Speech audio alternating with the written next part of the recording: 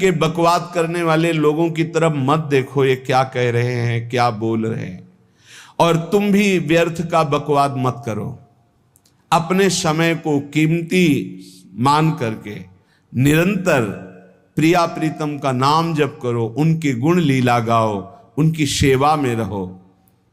कभी प्रपंच की बातें, कभी प्रतिष्ठा का चिंतन, कभी नाना प्रकार के मान सम्मान का चिंतन, ये घुसने ना पावे हृदय में।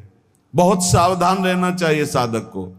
ऐसी बातें देखो मत, ऐसी बातें सुनो मत जिससे तुम्हारा हृदय उद्विग्न होकर प्रभु का चिंतन छोड़ दे। बंद करो अभी।